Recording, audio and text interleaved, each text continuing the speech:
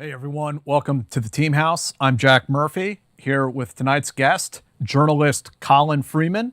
He is the author of The Mad and the Brave, which is a book about the Ukrainian Foreign Legion. That is the foreigners from, he'll tell us, but 50 some odd countries that came to Ukraine to help defend the country from Putin's invasion, the Russian invasion, mostly, starting on the 2022 full-scale invasion that began going forward, is kind of the context of the book. Colin's also had an interesting career in his own right as a journalist covering various combat zones. So thank you, Colin, for joining us, and thanks for reaching out. Thanks for having me on the podcast. Yeah, I just read the book, the PDF that you sent me. I need to order a hard copy for my library. I want to have it in my collection. I just finished reading it before we started this interview, and it was very, very good. Like I was telling you before the show, I wish I had written it because it was that good. So Colin, let's start off a little bit with your kind of origin story. How did you grow up? Where did you grow up? And how did that sort of take you towards journalism? I grew up in Edinburgh in Scotland. And I think when I was young, I didn't have any interest in anything particular. Didn't want to be a banker, didn't want to be a lawyer, that kind of thing. Couldn't really work out what I wanted to do. And I realized that journalism was quite a good profession for people who aren't interested in anything in particular, because every day is essentially different. Certainly that's the case if you're working on a general, current affairs newspaper. So after I left school and went to university, I think by the end of uni, I decided that I would try and become a journalist. I didn't do much at university in terms of journalism. I then got a job on a local paper in Grimsby, which is a town in the north of England, doing very kind of typical local paper stories, court stories, stories about animals stuck up trees, village shows, all that sort of stuff. The kind of but it's a sort of microcosm of the world around us, and while it sometimes feels boring at the time, you do get to sort of see every side of human life, from the life in the courts and the kind of darker underbelly of a place, to the way the government works at local level, who the movers and shakers are, and of course all the human interest stories in between. It's more the sum of the stories rather than the individual stories themselves. It's a great chance, really, to just sort of see life up front in all its different shades. Then I moved down to London. To cut a long story short, worked on a tabloid news agency, chasing celebrities around.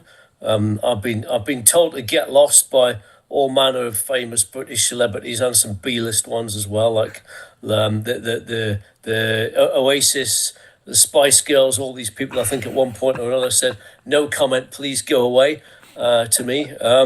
Probably did some American ones as well, but I didn't get very far. And then that was a kind of stepping stone, that tabloid stuff, to Fleet Street, or which is where our national newspapers, the shorthand for our national newspapers, and it toughens you up a bit, gets you used to, gives you a bit of a thick skin. Then I worked on the London Evening Standard, which is kind of like the equivalent of the New York Post, I suppose. It's London's main newspaper, but it sort of sees itself as a national paper. I was there for about 4 years, but I only got so far up the chain, really. I wasn't one of their brightest rising stars. And if that's the case in a competitive newsroom environment, you tend to realize that you're never going to do that well. And when the really big stories happen, such as the Iraq War when it was looming, you realize you're not going to be part of the team that's going to get sent. Mm-hmm. And I think it was the Iraq War started in March of 2003, if I remember correctly. And many of your listeners will remember, there was quite a kind of big run up to the war. It was pretty clear it was going to happen. You had troop deployments to the Gulf and so on months in advance. And I think at Christmas of 2002, about 3 months before the war started, I was on another celebrity doorstep, and sitting outside some celebrity's house waiting for them to comment on some story, not even sure if they were there or not. I was whinging to the photographer I was with about how the team to cover the Iraq War for the Standard had already been picked, and I wasn't going to be on it, not to my great surprise. And he said, "Well, look, rather than just sort of sitting there bitching, why don't you go and cover the war as a freelancer?"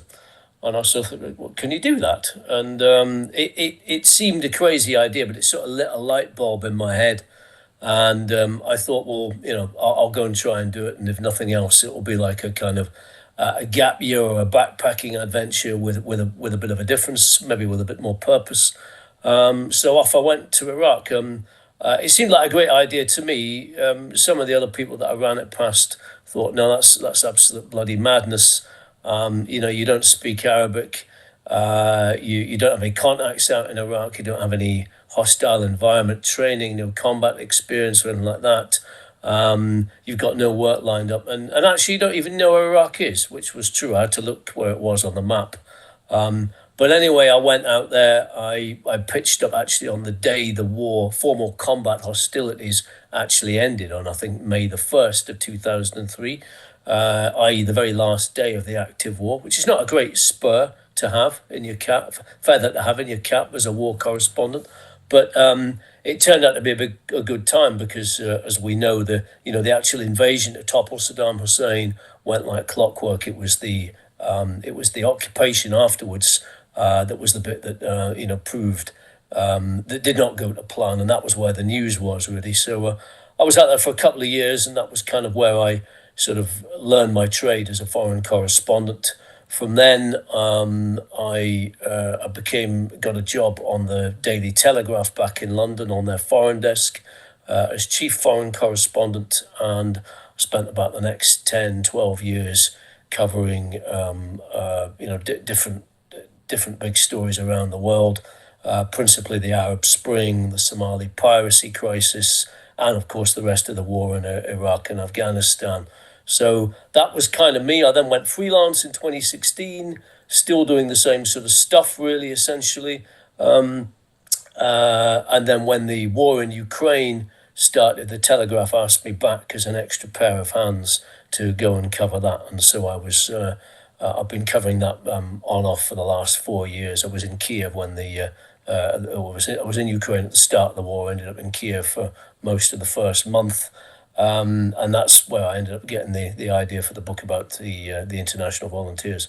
That's me in a nutshell, a rather large nutshell. Just to point out to the listeners, kind of the life of a freelance reporter. I mean, you really are just packing sort of like a laptop and a camera and a change of clothes and going over there on your own. There's no security blanket. There's no nothing. And you have to pitch editors and hopefully sell a story, right? That is exactly it, yes. And certainly when I first went to Iraq, I didn't find that many editors that keen. Initially, I thought that was just because they had their own people there. It turned out most of them didn't. Most of their staff correspondents had pulled out by then, but a lot of them were just reluctant to use you because they were worried that if something went wrong, as it could easily do, they would be, morally, if not legally, liable for you. And that's not a position that a lot of media organizations want to find themselves in. Nobody wants to be waking up. No executive wants to be waking up to find some freelancer that they, gave some vague kind of commission to via email. Somebody staring out from a hostage video. That has happened in the past, and Yes. So that's the perennial problem for freelancers these days. Is finding news organizations that are willing to trust them in war zones. Although it's not surprising because it does come down to a duty of care sometimes. I remember a time because I was going back and forth to Syria and Iraq during the ISIS war, and it was like 2014 or 2015. I think it was one of the big ones. It was like Reuters or AP or someone. They would take copy from freelancers, but not photographs. It's a very weird policy that they would not accept photojournalism, but if you went and wrote a story and submitted it, they would consider it. Yeah, I mean, different places have different rules. Some places will not take anything from anybody. Yes. Because they don't want to be seen to be encouraging people.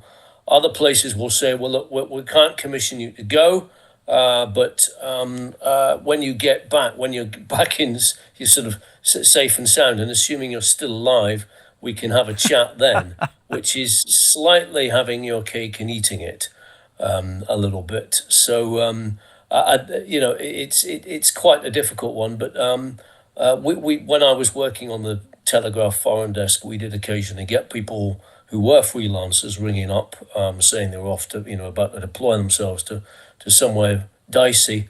And we would often try and dissuade them. I've generally found the best way of dissuading them was to sort of say, do your parents know you're going? And they'd be like, well, what's that got to do with anything? And I say, well, it's your parents whose numbers we'll need in case you get kidnapped. We also need things like your blood group and, other information like that. And how will they respond if they were on the phone telling them that you've not been heard of for a week and that your face has just appeared in a hostage video. I don't think I've had to lay it on quite as thick as that, but when you mention things like that, that sometimes drives the point home to people in a way that they perhaps haven't sort of quite thought about it in the past. Yeah, I myself was actually kidnapped in Somalia back in 2008 while working for the Telegraph. Can you tell us about that? Yeah, sure. I mean, that's why this is a sort of a subject of particular interest to me. I was covering the Somali piracy crisis at the time, which again, as many of your listeners will remember, was when Somali pirates were sailing out into the Gulf of Aden, hijacking ships and taking the crews hostage. The foreign editor said to me at the time, can you go to Somalia to do a bit of reporting on the ground, just to get an idea of what the local people think about the piracy. And so off we went. We went to a town called Bosaso, which is in the northern region of Somalia, called Puntland, which is where most of the piracy was taking place because it's close to the Gulf of Aden. So it's like being a spot on the interstate highway where you can just sail out into the sea and you've got hundreds of passing ships every day. As most journalists do when they go there, and indeed most business people and aid workers, we used bodyguards that were hired by our fixers, local hires, just guys with guys who were probably the fixers' cousins or relatives relatives, cousins, friends, whatever, with guns, guys with guns, about 7 of them. And it's basically a kind of scarecrow effect. You're not expecting these people to lay their lives down for you, but you do have to hope that the fixers hires ones who are trustworthy. In our case, they were not trustworthy. And on the last day, as we were driving to the airport, our bodyguards, the guys we were paying several $100 to keep us safe every day, kidnapped us themselves and drove us off into the mountains. I won't go into the full details about it. There is a book I wrote about it, if anyone wants to check it out, which tells the story in exhaustive detail. But basically, we were held in a series of caves in the mountains of northern Somalia for about 6 weeks. We weren't hurt badly or anything like that. We were threatened a few times, and there was a few other thrills and spills. A gunfight in the cave at one point with a rival clan, which is not a great place to have a gunfight. With all those stone walls, lots of bullets zigzag, ricocheting around.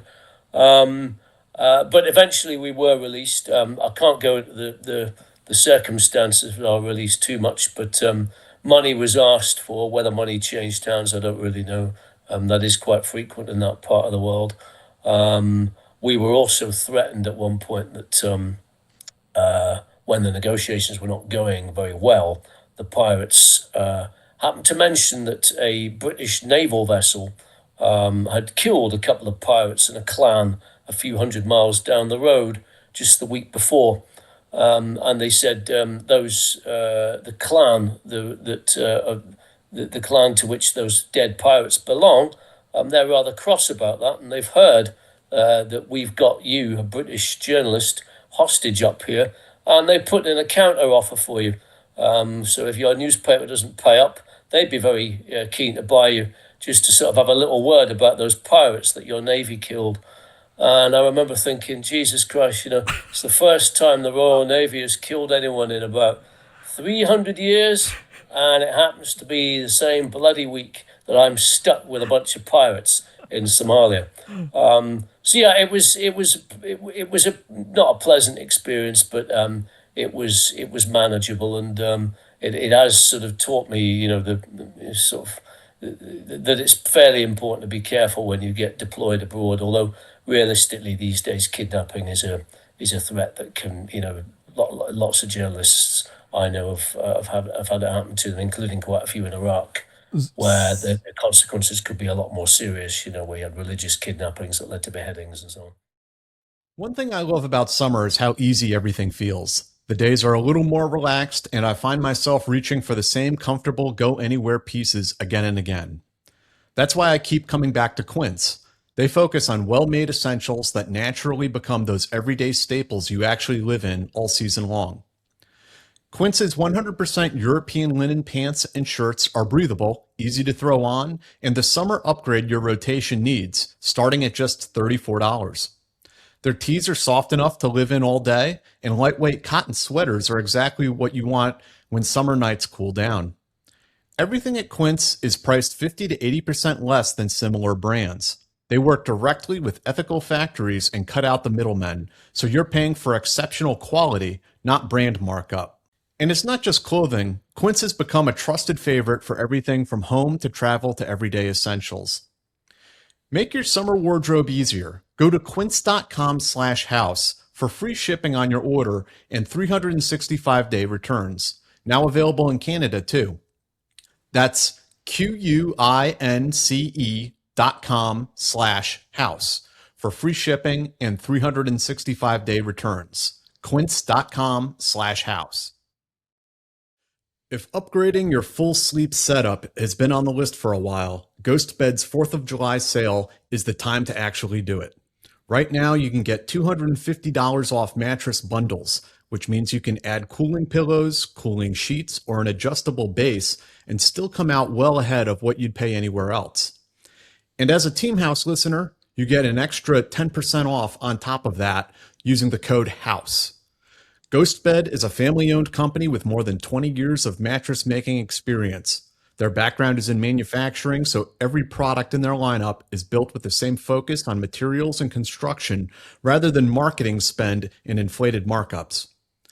Every GhostBed mattress is built with cooling from the ground up and their ProCore support layer, which reinforces the center of the mattress where your body puts the most weight. Don't take it from me. They've got more than 100,000 positive reviews from people who made the switch and didn't look back. Mattresses are made in the USA and Canada and come with a 101-night sleep trial, fast and free shipping, and a warranty up to 25 years, twice the industry standard. Not sure where to start? Head to ghostbed.com/house and take their mattress quiz to find the right mattress, then build from there. Go to ghostbed.com/house and use the promo code HOUSE at checkout. That's ghostbed.com/house, promo code HOUSE. Some exclusions apply. See site for details. Yeah. I was going to say, like, one of the things I've been told about the kidnappings in Somalia is that they're not going to hurt you.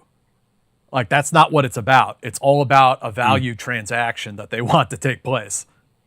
That is generally the case, yeah, and they actually, I think it's almost fair to say that they specialize in they try to be fairly honest brokers in that sense, because and to honor deals, because there is a sense among a lot of Western firms, if they get somebody kidnapped in Somalia, they would sort of assume that the people doing the kidnapping would be bad faith actors, and that offering them ransom money would simply be chucking good money after bad and making a bad situation worse, and that there'd be no reason that these people in this lawless part of the world would honor their deal. In actual fact, I think they do have a reputation for, once a deal is struck, it usually goes through. And as you say, there's not much relative to the numbers of people who've been taken by pirates. There's not been many cases where those people have not come home alive, as long as money has been forthcoming. Whereas in Iraq or Syria, you saw the majority of many of those cases will end up with somebody being beheaded. And there was a school of thought that says that these were not really kidnappings at all. They were more what someone I was reading described as deferred homicides. Right. I.e., you catch somebody, you intend to kill them, but you make out like there's going to be, you want some political concession, which is never going to be offered. For example, U.S. troops being pulled out of Iraq was a common one during that time. Yeah. And then how did you get interested or get sent to cover the war in Ukraine? How did that first come about? I was jobbing freelancer for the Telegraph, mainly for the foreign desk. So whenever they needed an extra pair of hands on something, I was there. And the Ukraine war was obviously one of those cases. If you cast your mind back, you remember that the war, there was quite a lot of pre-indicators that the war was going to happen. Putin doing these enormous troop build-ups throughout the new year of 2022. And it became fairly obvious that he was going to make some key decision about it around the last week of February of 2022. We all had, the Telegraph already had a couple of people in Kyiv and one team in Kyiv and one team in the east of Ukraine, there in anticipation that the invasion would start. And initially they said to me, can you go to Lviv in the west of Ukraine just to be there as an extra pair of hands if much happens or whatever. But we don't really think it will, we don't think Putin's that daft. So neither did I, of course. So I flew in on what I think was the very last flight from Lviv on February the 23rd of 2022. The war, of course, started on the 24th. Got to the hotel, had a couple of beers, went to bed thinking, it's going to be a couple of weeks covering what we call the diplomatic climb down story in the media, where it's like, there's been a big build up, lots of saber rattling, and then Putin decides not to do much in the end, and maybe send a few more tanks into bits of the Donbass that he already occupied or something like that. Then a few hours later, I'm sort of woken up by flurries of WhatsApp messages from colleagues in Kyiv and elsewhere saying the war has started, all hell is breaking loose. And so that was that. And so the first week was a bit frightening because I'd covered wars in Africa and the Middle East a bit before, but this was kind of like grown-up warfare. This is the world's second superpower, and also it's Vladimir Putin. It's not one of the nice guys, and nobody really had any idea of what kind of things he was capable of. As we now know, he's barely capable of invading the Donbass, let alone Kyiv or anywhere else. But at that time, you were expecting Russian paratroopers to land in Lviv at any moment. I was worried the border might be sealed. I was thinking, if all hell breaks loose, can I walk from Lviv back to Poland? It's only 70 miles or something. It was quite sort of, that first week was quite scary. It was difficulty sleeping and so on, and also you're very adrenalized just from having to do the job as well, the daily reporting.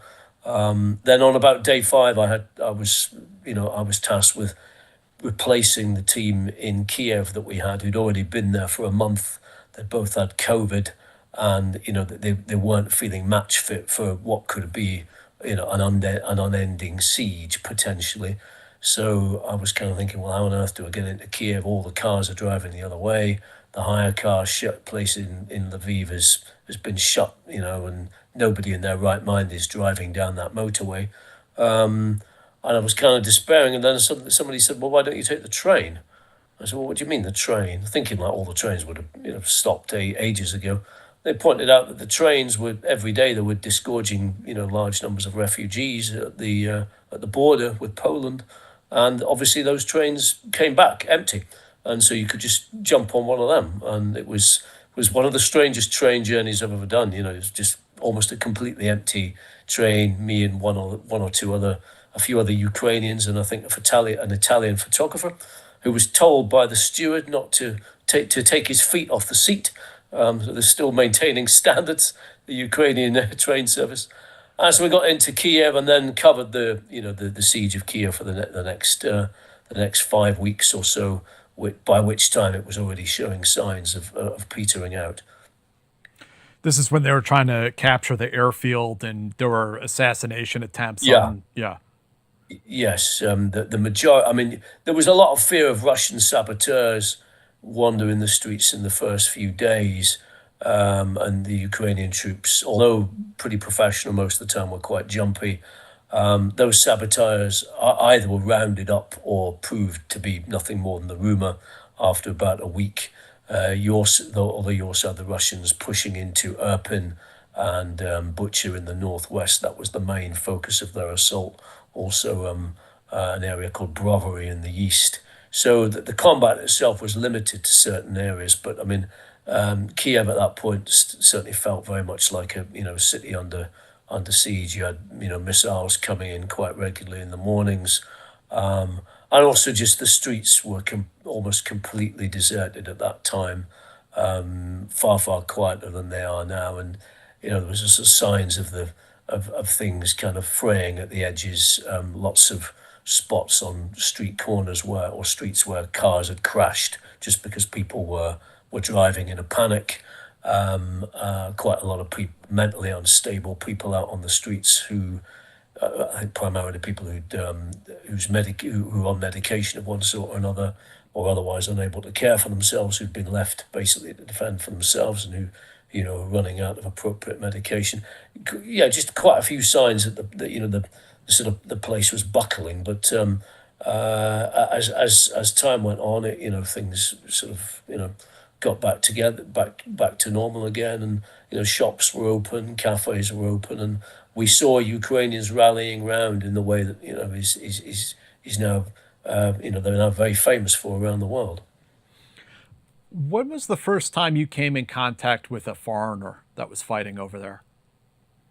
Well, Zelensky announced the creation of the International Legion on about day 3 of the war from his bunker in the center of Kiev, a time when it all looked rather grim for Kiev, and everybody was expecting that if the Zelensky's government didn't collapse within 72 hours, in 3 days, it would be within 3 weeks or 3 months or whatever. And he framed it very much as an appeal to the wider world. He said, "Look, anyone out there who's got military skills and wants to come and fight for Ukraine, I'm forming an international legion. It will be for those who want to fight for democracy, freedom, human rights, not just for Ukraine, but for Europe and for the whole of the world." It's a very romantic appeal, really, and echoing the spirit of the International Brigade in Spain during the Spanish Civil War in the 1930s, when volunteers around the world flocked to fight to help the Republican government, the democratically elected left-wing Republican government in Spain, fight off Franco's fascists, and has since been regarded very much as a dry run for World War II. So that's what he said, and within I think a couple of weeks, the Ukrainian government said they'd had something like 20,000 20,000 applications to join the new International Legion.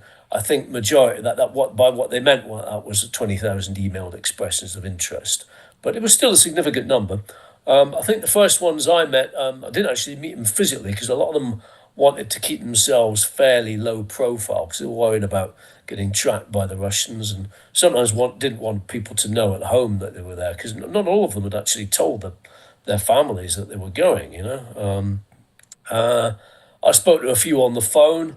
A lot of them were ex-British soldiers, mainly people who were younger, actually, and I think quite a lot who had missed out on Iraq or Afghanistan, and who saw this as a chance to put their skills to the test. And in that sense, soldiering is a pretty unique profession, because you can spend your life training in soldiering and never get your skills, the chance to put your skills to the test. It's like being a surgeon who never operates, foreign correspondent who never goes to, covers a war, that sort of thing, So There was a strong element of that. People wanted to see whether their skills were up to it. There were also more seasoned, combat veterans of Iraq and Afghanistan, who wanted to see what it was like to fight a peer army. Where it would be the Russians this time rather than coalition forces that held all the aces. So there was that element, and then there was also just quite a lot of people who had never fought before, or if they did have military experience, was limited to driving trucks in logistics squadrons and things like that. Who again wanted to see what combat was like, and I think it would be fair to say for most of them, if not all of them, that was also just drawn by the cause. This was a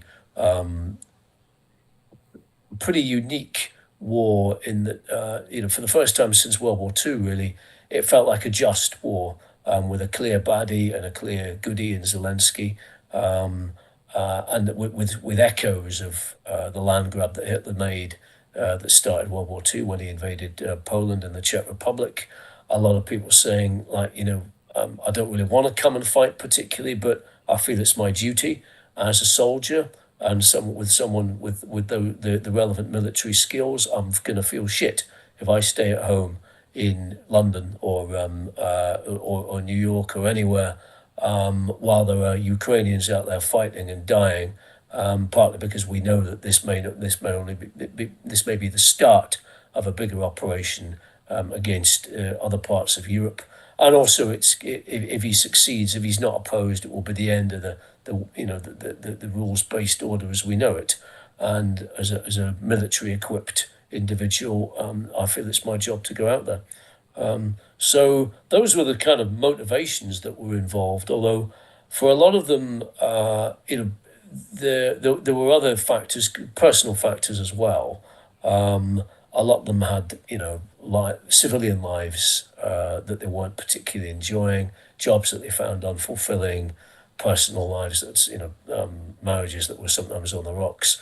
A few people, were on the run from the law, or had been in trouble with the law in the past and wanted to kind of wipe the slate clean, which is something you also notice with, people who went out to fight for ISIS as jihadists. That's the thing, the sense of I've not led a decent life, or I've led a bad life. This is the chance for me to kind of try and rectify that a bit. So you have a wide range, a very colourful range of people joining up, and that was one of the reasons I wanted to write the book. Really, it's partly an account of the combat that they faced and their experiences on the front line. That is obviously primarily what it is.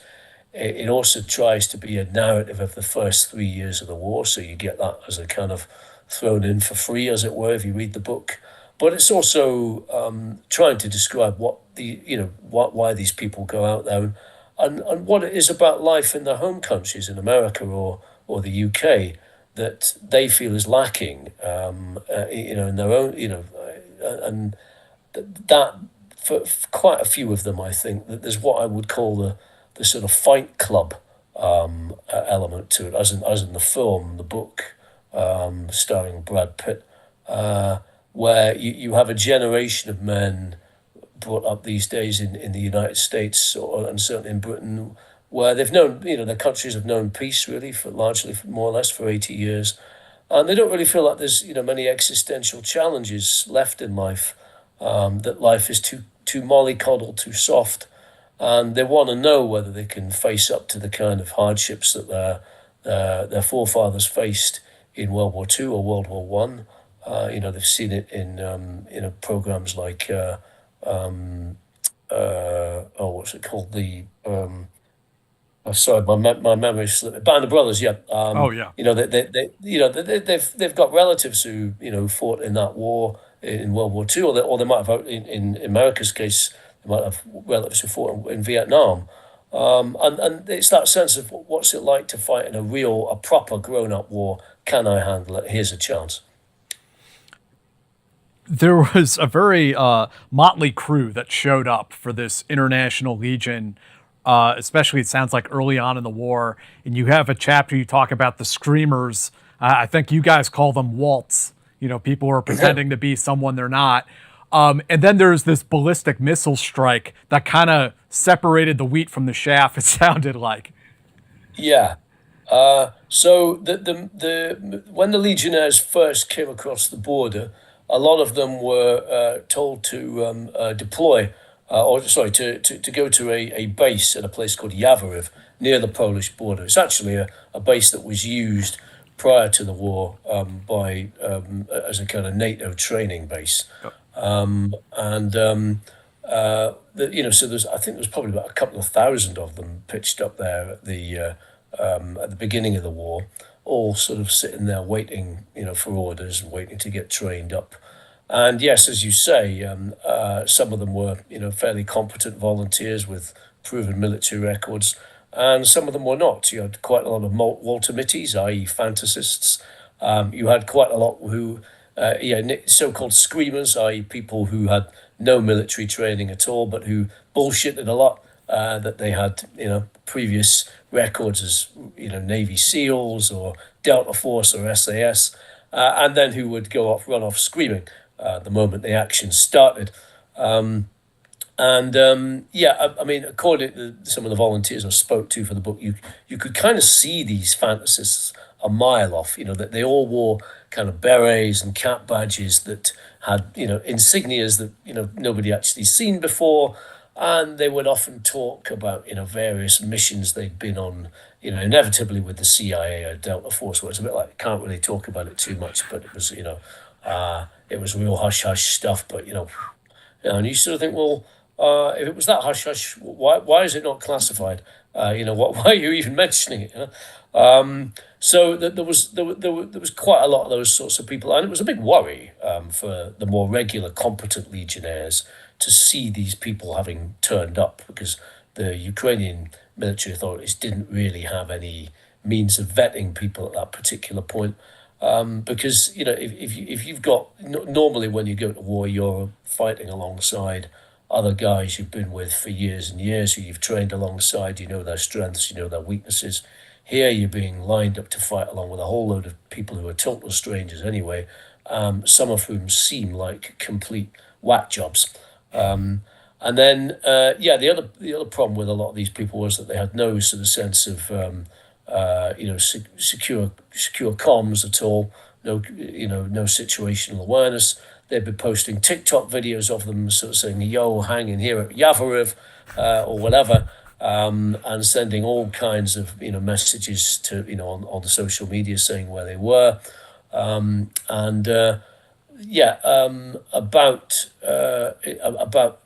March the 14th, I think it was, or something, one night at that particular base, the Russians hit it with a series of missiles, hypersonic missiles, big ones, they'd clearly identified this place as a haunt of international legionnaires. By some miracle, I think only one legionnaire, if that, was killed. And a large number of Ukrainians were killed in a neighbouring barracks. But as a result of that, a lot of it was something of a wake-up call. A lot of the legionnaires then decided, actually, I don't really fancy this. I feel a bit out of my league. And it was widely presumed that the reason the Russians had managed to hit this place was because there was so much digital traffic on the internet that they'd been able to easily pinpoint where it was, all the foreigners' mobile phones and so on. Personally, I think they could have probably worked it out anyway, just because it was an obvious place for all the foreigners to go to. But certainly, yes, as you say, that kind of slightly sort of sifted the wheat from the chaff. A lot of people left, deciding that this was not for them. But probably on balance, more of them stayed, and but that was certainly very much a kind of a baptism of fire for a lot of them. Hey guys, I'm Jack Murphy here at the Team House, and today I want to tell you about the sponsor for tonight's show, Mars Men. This is a natural testosterone support supplement. I take it, I've been taking it for about the last 5 weeks now, and I'm starting to notice a difference. You take 5 of these pills each day, and each one of these cans lasts you a month. I think you need to use them for a couple months to get the full effect of them. But I'm about 5 weeks in, and I'm starting to notice a difference already. Increased energy, better performance in the gym, all of those things. I've, quite frankly, in the past, had a problem with testosterone, as a lot of military veterans do, as a lot of men who are going into their 40s do. And this is actually something that seems to be helping me get my levels back up even higher. So I'd highly recommend checking them out. It has 8 different substances in it that help boost your testosterone count. If you guys will go and check them out, we'd really appreciate it. So would the sponsor. For a limited time, our listeners get 50% off for life, plus free shipping and 3 free gifts at mengotomars.com. That's mengotomars.com for 50% off and 3 free gifts when you check out. After you purchase, they will ask you where you heard about them. Please show support for the show and tell them that the Team House sent you. Thank you, everyone. You profile a lot of these foreign fighters that came over there. Some of them were professional soldiers, served in the paras. One guy was a Sandhurst graduate, as I recall. Yeah. But then there's also like another guy who was grew up on a farm in Scotland and just wanted to get it on. Yeah. Yeah, that was Douglas Cartner, who was, he had no military experience at all. I think he wanted to join the U.S. wanted to join the Royal Marines or the Commandos when he was a kid, but he'd had a problem with a shoulder or something like that during the qualification process. So that had kind of ruined his dream of joining the military. He became a tractor engineer instead. Had a perfectly happy life, but he always felt there was something missing. And I think, normally if you're a 20-something in the UK and you want, thrills and kicks, you go off, maybe have a gap year around the world, travel to Asia and India and the Far East, that sort of thing. But if you've set your heart on being a commando or a member of the SAS, it's not really going to be much of a substitute. So, when the war came along, he's just sort of thought, shall I do it? Why not? This is my one and only chance. And off he went, undeterred by the fact that, he didn't have any military experience, undeterred by the fact that the Ukrainian embassy had told him, no, mate, just stay at home and, do a bit of charity work back in the UK if you want. Undeterred by the fact that his parents said to him, you're bloody daft, you'll get killed.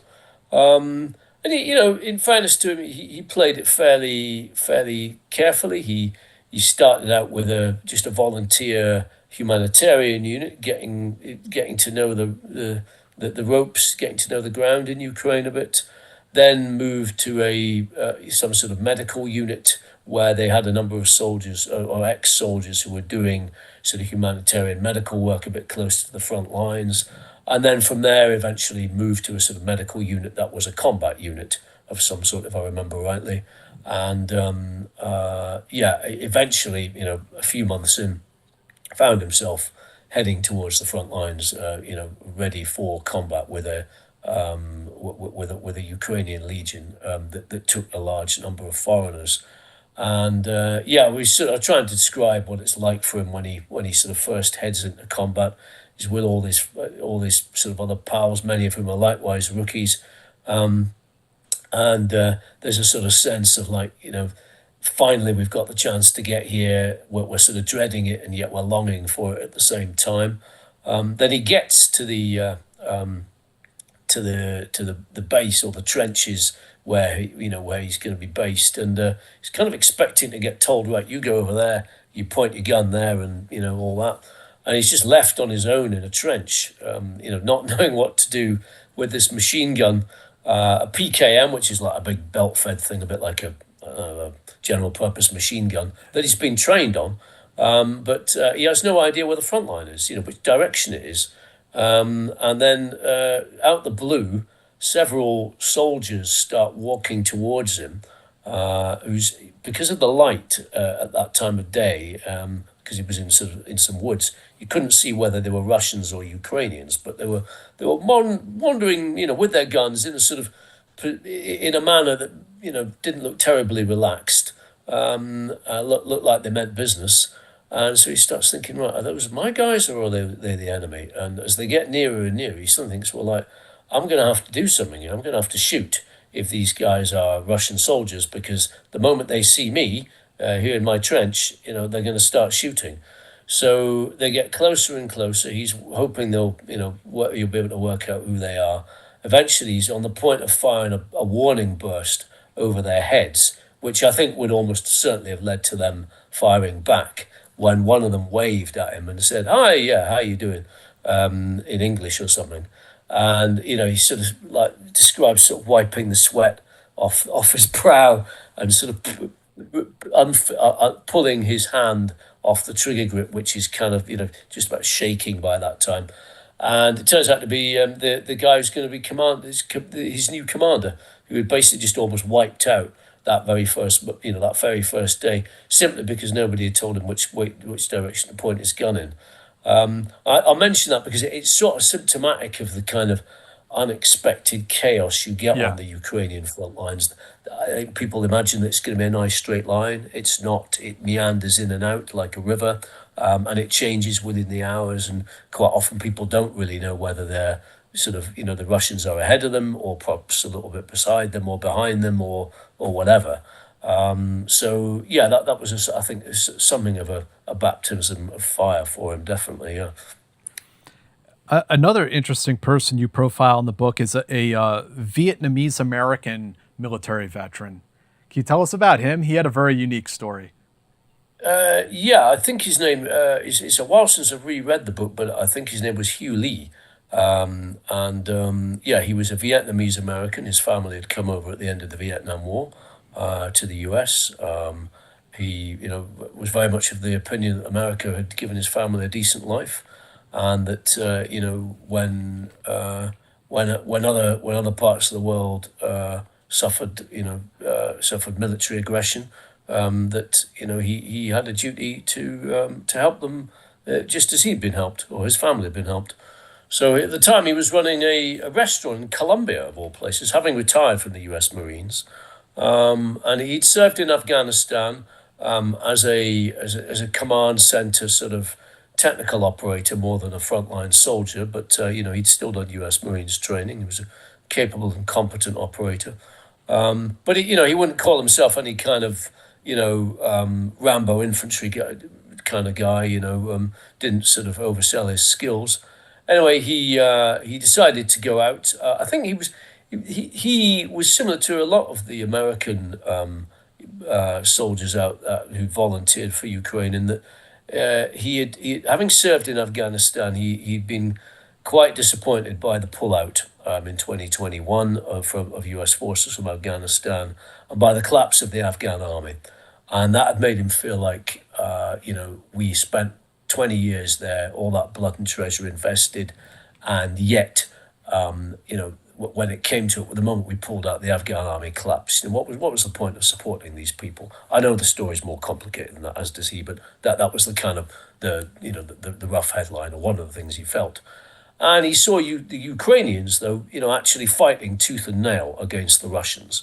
And he sort of thought, these people are worth fighting. These people are worth supporting because they're fighting on their own accord. They're not even, asking us to come in officially, and they're worth helping. And they'll be a useful future ally for America in the future. Off he went. Hugh did not have a good experience. He was at Yavoriv when the missiles landed, but he didn't let that deter him. However, he didn't have a very pleasant time with the Legionnaires when he first met them. He's described bumping into a bunch of guys who he summed up as special forces washouts, basically sort of very muscly Rambo-looking guys who he reckoned were sort of high on steroids or something, who were quite aggressive and dismissive of him. And again, just that feeling of like, I don't want to be stuck in a trench with these guys. I'll feel more scared of them than the Russians. And then also on his very first deployment, he was sent to Irpin in the northwest suburb of Kyiv, where the Russians were pushing in during that first month in Kiev. And his first assignment was to pick up a corpse from behind enemy lines, a Georgian fighter, a fighter a volunteer from the ex-Soviet state of Georgia, who'd been killed. And Hugh and several other, about a dozen other guys went through the combat area to actually pick this guy's body up, the Georgian's body up. He was a big, heavy guy, 15 stone maybe, and they spent the next 7 hours stretchering him back through the enemy lines, through mortar fire and potential sniper areas and potential minefields, back to back to the rearward lines, the Ukrainian lines.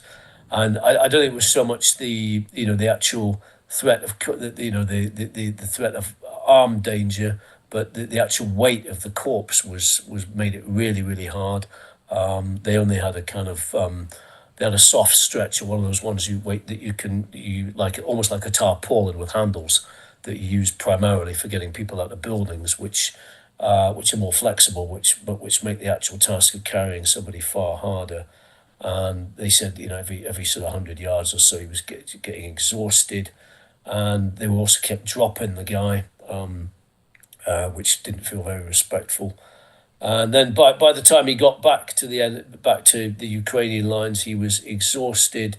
He felt somewhat out of shape for what he was being tasked to do as well. Somewhat rattled by his experiences with these other legionnaires early on, and he just burst into tears. And he just realised, I cannot cope with this. And as a result of that, he then went home. And I mentioned that case in the book, I think, just partly to sort of show that not everybody emerges a hero out of these things, or not a hero in a conventional sense. Hugh did still do his bit. He just decided it wasn't for him. But also just, I think, to sort of show to people that, wartime experiences, as with Douglas Cartner, the guy who, wasn't told which direction to fire his gun in. Wartime experiences are never going to be what you expect them. He was expecting to be there in a trench firing a gun, and instead he's humping a guy's body for 7 miles, staring at a dead man staring into a dead man's eyes the whole time, being very closely confronted with the consequences of war, and yet not actually participating in it, not getting the kind of adrenaline that you normally would, which is quite an unusual, perhaps, introduction to a conflict zone. It just sort of struck me that again, it also underlined how different the war in Ukraine was to the one in Afghanistan, where Hugh had been before.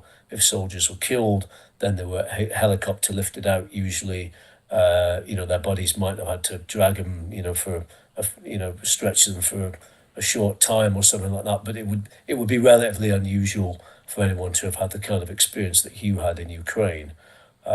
Whereas in Ukraine, there were no helicopters flying around anywhere.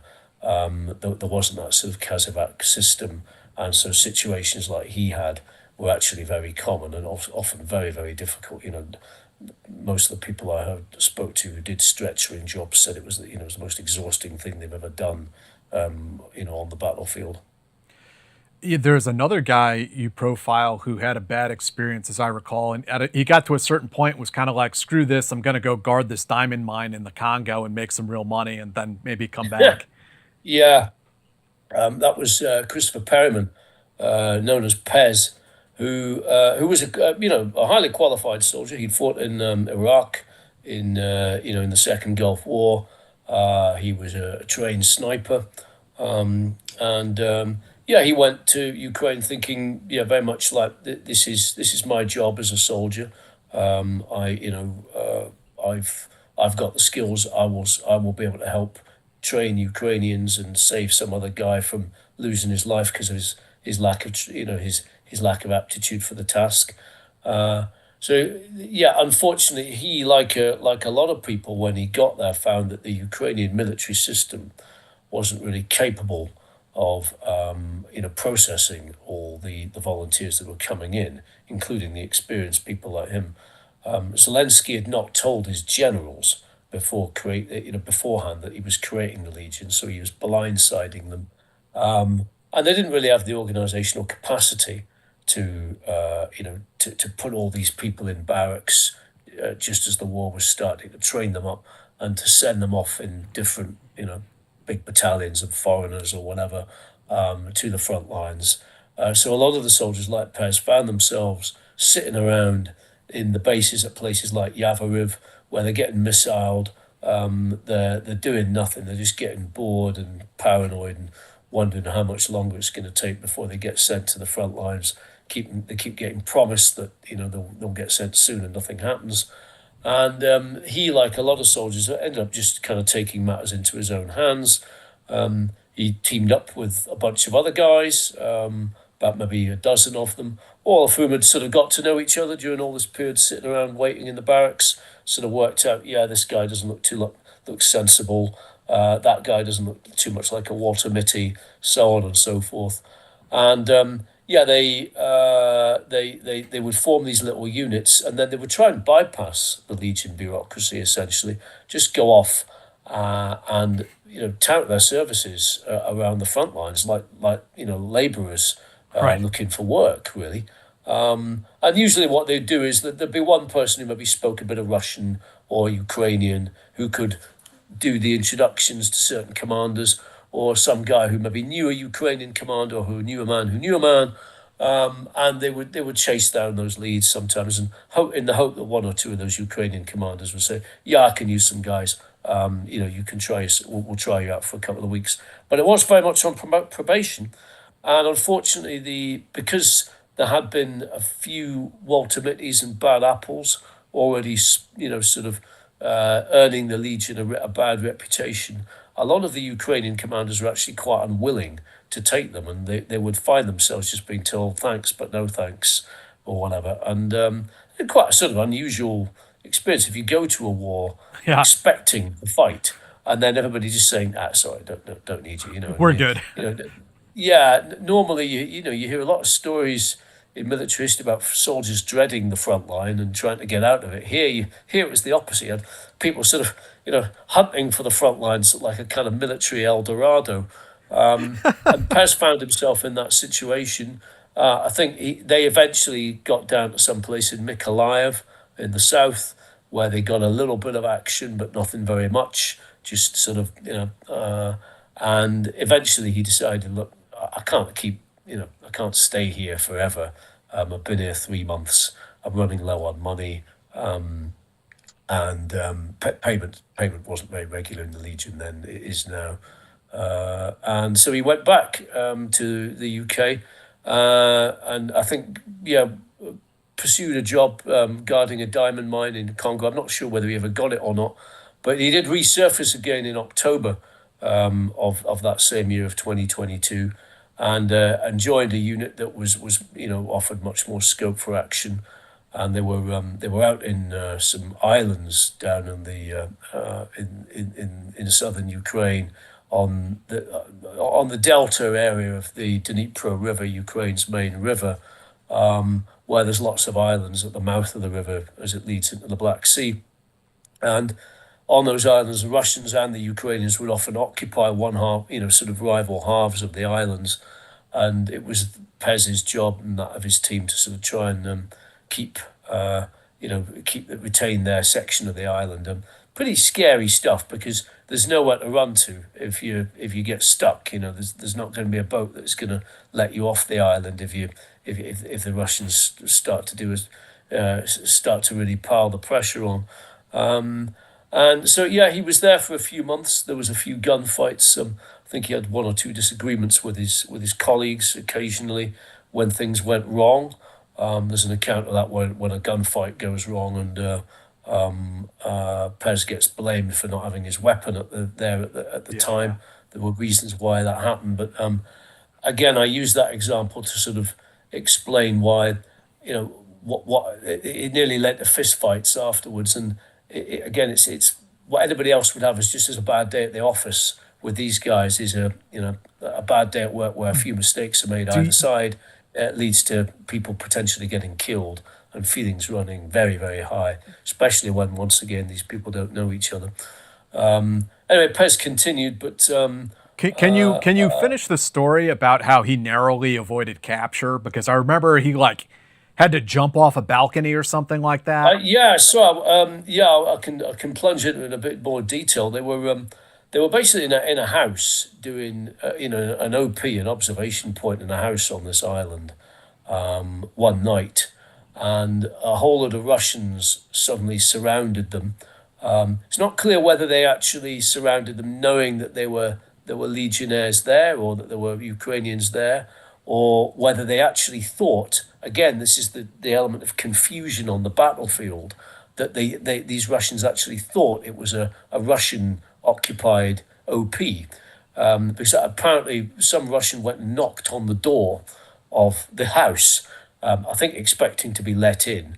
One of the other legionnaires inside challenged him with a password. The Russian was unable to, produce the password. At that point, they both realised that, each other were enemy forces.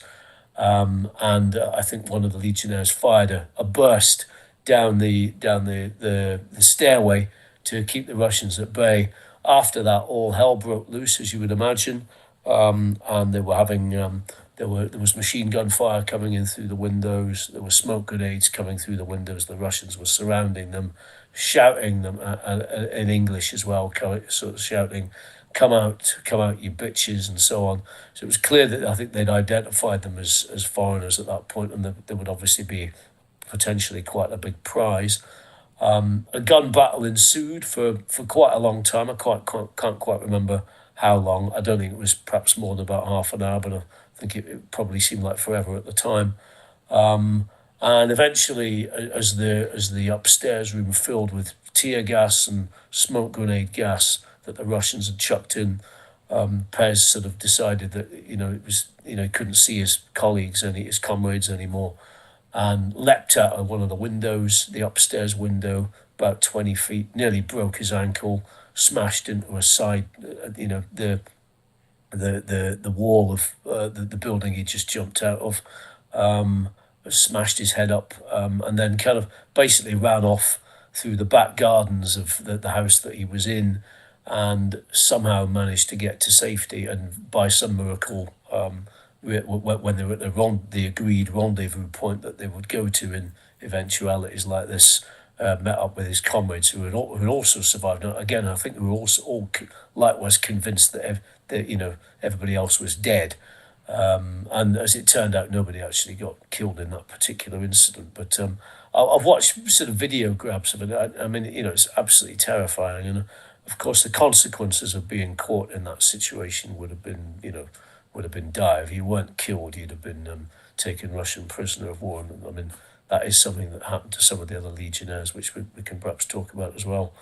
But Pez continued there. He parted company with that particular unit, and then went and joined another unit. And then in October 2023, which I think was sort of later that same year after that gunfight on the island, he was on another operation near Snake Island in the Black Sea, and he was killed by mortar fire, I believe. I don't know any more details than that. Nothing else was ever released. But as you know, the Ukrainians are often quite secretive about the details of military operations when casualties have been sustained. He was one of a number of people who are in the book who are not sadly not around to have seen it published. I do want to ask you about the guys who were taken as prisoners of war. Those are some of the crazier stories in this book. There were a couple different guys you profile, I believe, who were captured. Can you tell us about them a bit? Yeah, sure. I mean, I think there's three who are profiled in the book. A British guy named Andrew Harding. Sorry, yes, Andrew Harding. Yes. So I may have to check his name. Andrew, we'll call him. From now on. It's been a while since I've read the book. And then two Americans, Alex Drucke and Andy Huyn, who may be familiar to some of your listeners. They were the first Americans to be taken captive in June of 2022. And so Alex was a classic legionnaire in many ways. He had served in Iraq as a top gunner in about 2009 in Baghdad, which, as anyone who's spent time in Baghdad during those years will know, was a very dangerous job. You're driving around in a Humvee, escorting convoys of VIPs and generals, so you're a big target. And Alex's job was to be in the lead Humvee with a 50 cal.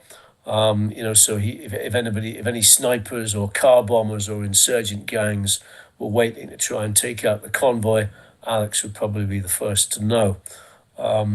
So after he came back from Iraq, he had quite bad PTSD, and he tried to get other civilian jobs. He tried to become a police officer, for example, and found that, I think partly because of his PTSD, he couldn't really deal with it. And also the rules of engagement as a civilian police officer were very different from those as a lead gunner in Iraq. And he began to feel like he was a bit of a failure in life. And also being an ex-military man, a career military man, he sort of felt that his life had lost purpose. When the Iraq War started, he decided to go, despite having, a 100% veterans pension with PTSD. Many would have queried that decision, saying you're only likely to make your demons far, far worse, surely. His view was, these are demons that haunt me while I'm in civilian life. But it's a case of conditioned reflexes, and if I'm back in a combat zone, that they will serve a useful purpose, and so hopefully will I by serving in the Legion. I think I've listened to enough military podcasts to know that there are people who might dispute Alex's diagnosis of that sort of thing, but that was Alex's version of events, and he said it worked. So for the first few months when he was there, he was training Ukrainian sort of military volunteers, and he was an ex-staff sergeant, U.S. Army staff sergeant, so he was used to dealing with sort of groups of 20 or 30 men, and I think he felt he was making a lot of difference, effectively as a force multiplier, more useful really in some ways than what he could achieve individually as a combatant. But that training work stopped after a while. I think fell foul of Ukrainian military bureaucracy, as things often do. And I think, like many people, he was keen just to sort of see what the combat was like. So he joined a volunteer unit up in Kharkiv. They were sent to do a drone recce one day on his very first mission. And they were up in some forests outside of Kharkiv, and they ran into a much larger Russian unit that effectively ambushed them. The unit he was with scattered. There was about 7 or 8 of them. They all scattered in different directions. Alex and his companion had been told to look for another guy who'd gone missing. They felt reluctant to leave the area while this other guy was unaccounted for, mainly out of a sense of duty. That meant that they were still there when the Russians started infiltrating through. They saw through the woods an enormous tracked vehicle going along like some kind of prehistoric dinosaur. That was their sort of first glimpse of the Russians, with a whole lot of Russian soldiers wandering by them. They then tried to escape out. I think they walked for about 7 or 8 hours through the Ukrainian forest, trying to head back roughly in the direction of Kharkiv. No idea who they might be running into. Got chased by a wild boar at one point. And eventually, I think just at the point when they were hoping they might have got back to sort of what looked like a familiar village, they realised that the soldiers ahead of them were in fact a large gang of Russians. By the time the two groups laid eyes on each other, it was too late to run, and they had to surrender basically. And then Alex, he was roughed up a bit at the time, not too badly. I think he said the Russian soldiers that caught them were like sort of, yeah, you're another soldier, yeah, you're a foreigner, but we're all soldiers here together. So just the usual kind of customary kicking, and then a few conversations about what's Joe Biden like? What's what are American women like? Are they hot? All this sort of stuff. Here, have a cigarette, mate. Have a drink of water. That then abruptly changed when they were handed over to the Russian intelligence services, and Alex spent about 5 weeks in a Russian black site prison. We'll call it. He doesn't really know what it was, but it certainly wasn't an official prison anywhere. Somewhere probably in the Donetsk People's Republic, the separatist held bit of Ukraine, where he was tortured pretty much non-stop by Russian secret police, who thought he was a spy of some sort, and were, perhaps not surprisingly, reluctant to think that any American would be crazy enough to join the International Legion. He was sort of saying, "Yeah, I'm here as a volunteer," and they're saying, "No, you wouldn't do that. You wouldn't be mad enough," which was a hard one to dissuade them of. And he was electrocuted quite a few times, fairly badly, which he said was far worse than any of the other torture that he suffered.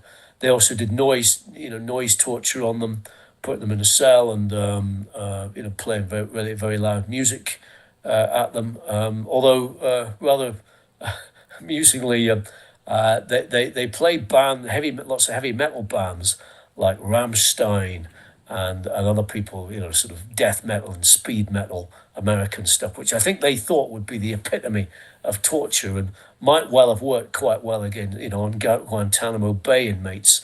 But for Alex, it was exactly the sort of music that suburban teenagers of Alex's generation grew up with in America. So it's, here's Rammstein. It's a bit loud, and it's the third time I've heard this one today, but it was manageable, and it kind of reminded him of home. And I think they played this thing on a kind of loop of 80 tracks a day, and it allowed Alex to keep time in a way that he couldn't otherwise, because the lights were switched on the whole time. Then they had this sort of slightly surreal experience when his captors told him that they were actually going to try and negotiate for his release via a prisoner swap or something like that. And he assumed, I think, as we all would, that somebody, the Russian secret police, secret services would have some sort of hotline to the FBI or the CIA that they could do for organizing these sorts of things. They didn't. They presented Alex with a downloaded list of phone numbers for various U.S. departments, U.S. government departments that they'd printed off the internet, and said, right, you start ringing round these. And so he was ringing round, the Department of Homeland Security switchboard and various other places, and most of the time never getting through to anybody. And on the odd occasion where he did get through to some switchboard operator, when your spiel is, "Hello, my name is Alex Druki. I'm a prisoner of war in Russia. I'm being held by the Russian secret police." The answer is, "Yes, I'm sure you are. Thank you, sir. We do not take nuisance callers here." Slams the phone down.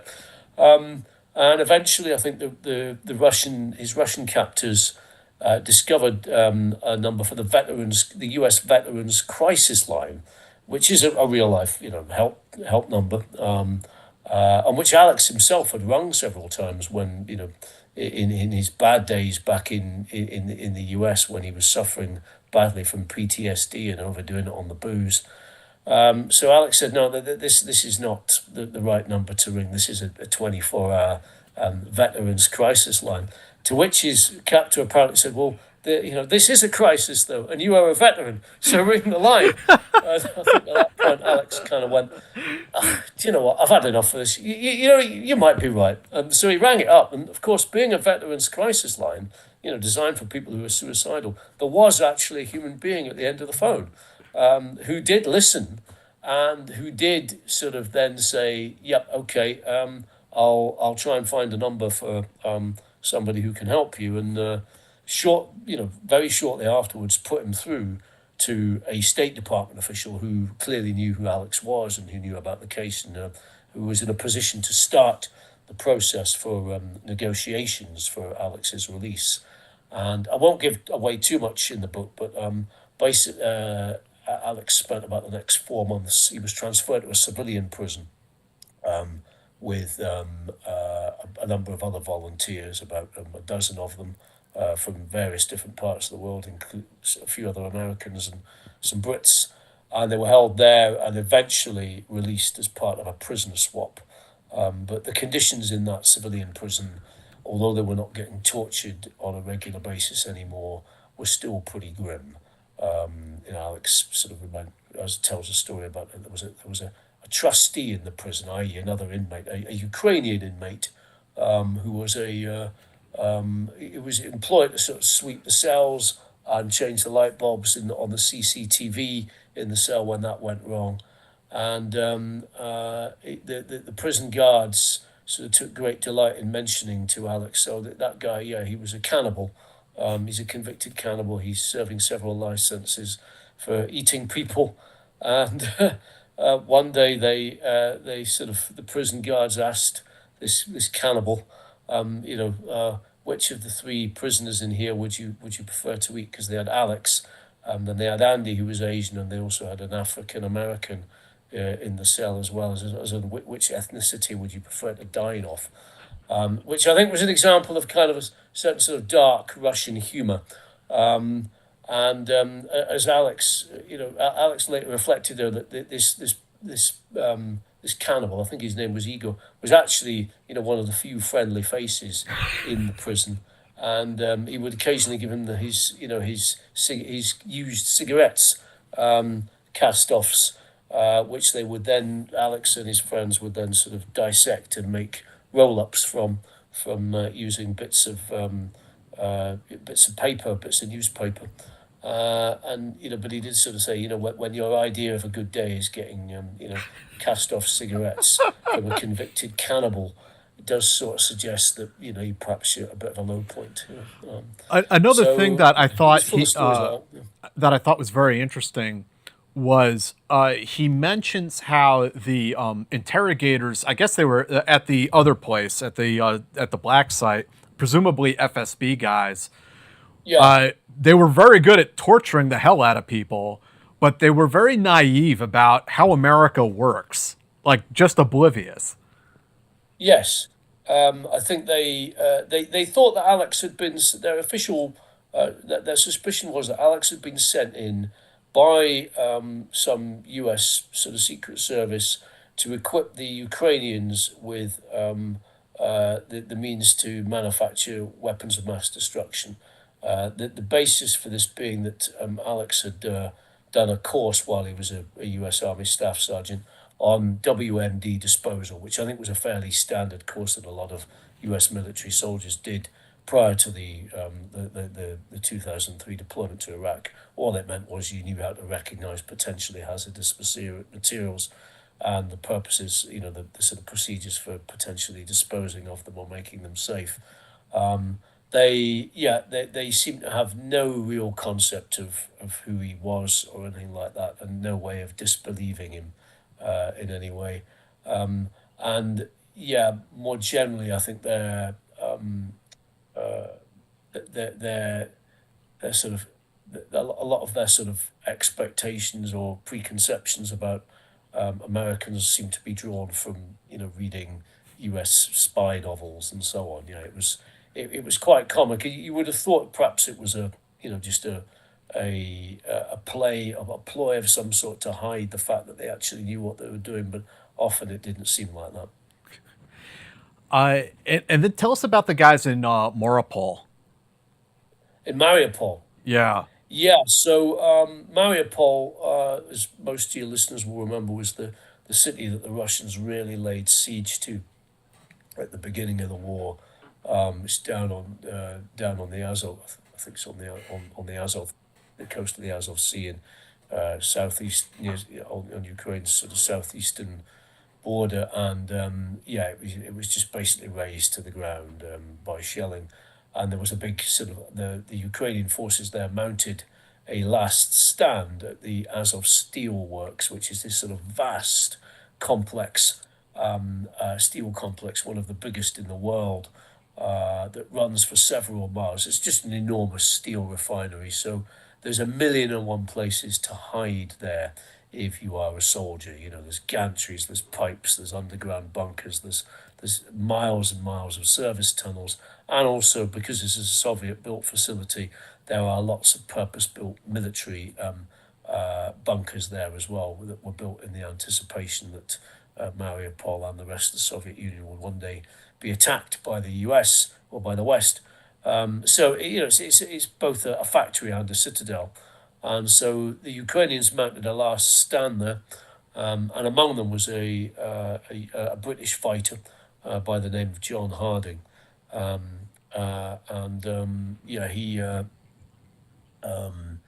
he had actually joined the Ukrainian military several years before as a volunteer, having previously fought for the Kurdish as a volunteer with the Kurdish anti-ISIS forces in Iraq. He was an ex-parachute regiment soldier. He'd also fought in the Falklands conflict in 1982, which meant he was getting on by the time the war in Ukraine loomed.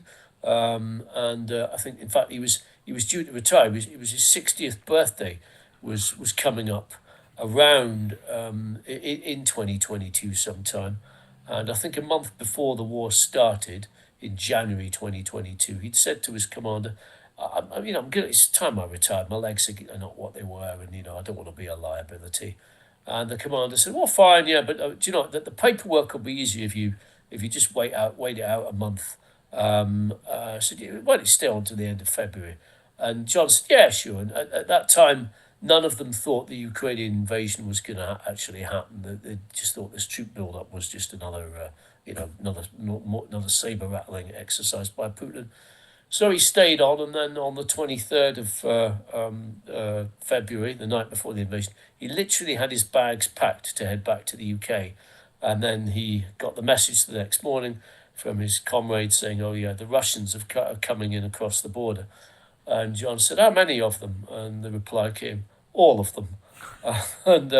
So it was that John found himself among the soldiers manning the Azov brigade, who were manning the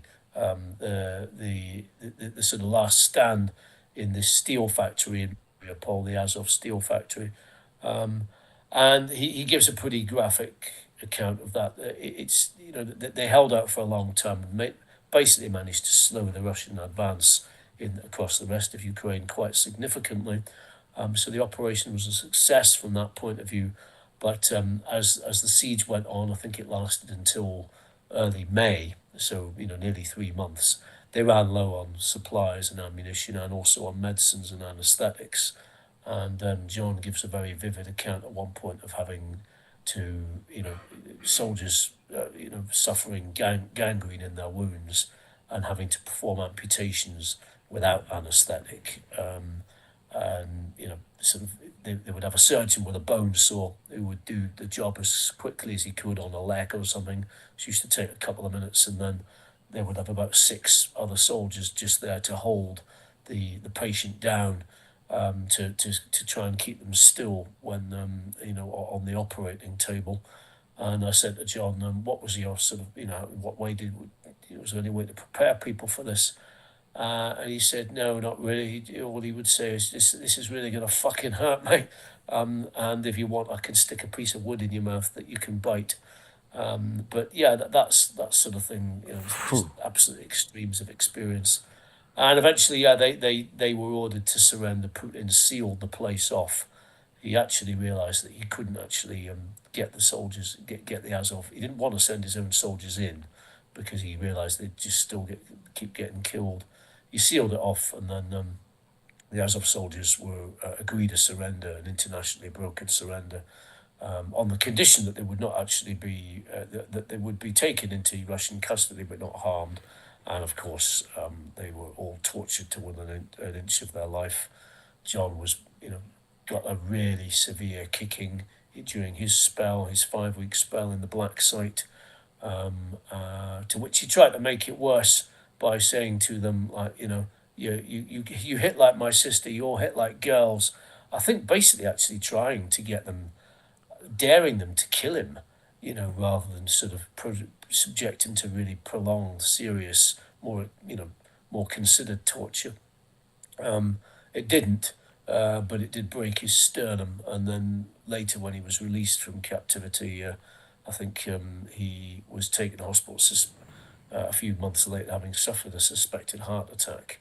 And the doctor said, actually, there's signs that you suffered an earlier heart attack, which is probably while you were in captivity. It's a miracle you're still alive. So yeah, John is one of thousands of Azov soldiers who sort of went through that experience, but one of relatively few Westerners who's been around to tell the tale.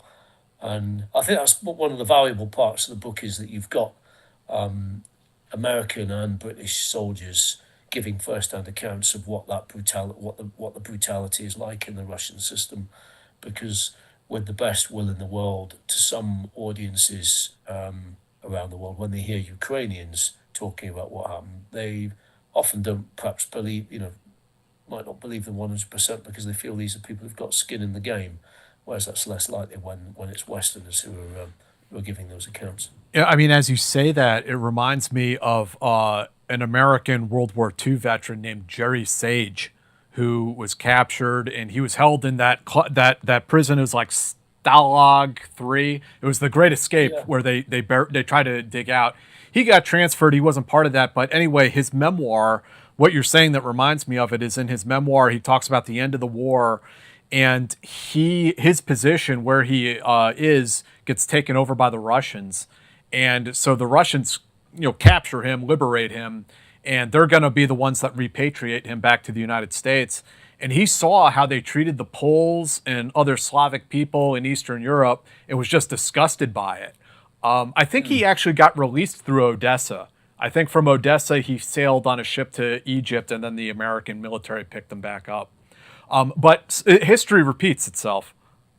It does indeed, yeah, and it's. I mean, one of the other soldiers, Andrew Hill, the guy I previously described as Andrew Harding, the British guy. Apologies, Andrew, if you're listening. I remember when he got back to the UK, there's no real support for legionnaires who've been through trauma or injury, because the British government, like the American government, does not sanction them going out there to Ukraine. It doesn't stop them, but it doesn't sanction them either. It doesn't endorse them going, and so you don't get you can't go to the nearest U.S. military hospital or UK military hospital and get medical or mental health trauma help. And he ended up going to some local men's help group, near his house. A perfectly good, well-run mental health charity that had been recommended to him by a friend. But it was one of those things where you turn up and you're the new guy in the group, and it's like, please share your experience. And he sort of said, like, I'm Andrew Hill, British military volunteer in Ukraine. I was taken prisoner of war by the Russians, and I was tortured for 5 weeks and then held in a POW camp where I nearly starved to death. And you can sort of see, he said you could see sort of jaws dropping by a mile in this room. And, the majority of the other guys in there are people just with everyday complaints about, drink problems, drug problems, arguments with the wife, depression, very much sort of civilian first world issues. And I think he talked for about an hour and a half in that first session. It was supposed to be everybody had 10 minutes each, but the rest of them were all just like, really, so what happened then? What happened then? What happened then? And I think it was an interesting evening for his fellow, his fellow, the people also in the session. And it no doubt put their problems into perspective, but it really wasn't suitable for him, and I don't think he went back. He needed, to be in with other military people. Yeah. But at the same time, I mean, there wouldn't have been any other military people who would have had an experience comparable to that. There were, I don't know, there's anybody in the British military, living or dead, in the last century, who would have had experience of being tortured by the FSB. You might have had a few who'd had experiences of, mistreatment in captivity by Andy Iraq McNabb, or someone like that. But yeah. Yeah, maybe Andy McNabb in the Gulf War. Yeah, I mean, that would be the only sort of comparable Yeah. experience, and that was a long time ago, and yeah, the experiences would not have been entirely comparable Right. anyway. Yeah. Yeah. Andy McNabb was special forces. Andrew Hill was not. Although he'd done he'd done conduct under capture training. He was a trained infantry guy. And I think actually, given what he's been through, seemed to manage to cope quite well. Although I make a point. I'm not talking specifically about Andrew's case here, but I never make any judgments about sort of what kind of mental health state any of the people I interview are in when I interview them, because they may not well disclose a lot about what they're feeling inside, even if ostensibly they appear to be pretty stable on the outside. Yeah. And the story about how these POWs got released is like one of the most bizarre stories that anyone's likely to read in quite a while. Yeah, so I think when they were there for about 4 months, and they were all just several of them had been sentenced to appeared in court, in Russian-run courts, where they'd been told that they were going to get the death sentence, and if that wasn't going to happen, they thought they'd get at least 25 years in the jail they were in, which, given the conditions there, would have meant a death sentence by other means. So very few of them, I think, expected to last more than about a year. Alex Drucke, who we spoke about earlier, had a nail hidden in his mattress, some nail that he'd pulled out of the metal strut for the mattress, which I think he said, if needs be, I will use this to slit my throat if this lasts to beyond the point where I can stand it, maybe in another year. They'd pretty much given up hope. And then they were suddenly told, right, you're all moving from this jail. They weren't told why. And initially, I think they thought this was possibly the moment where they were going to be taken and sent to a firing squad.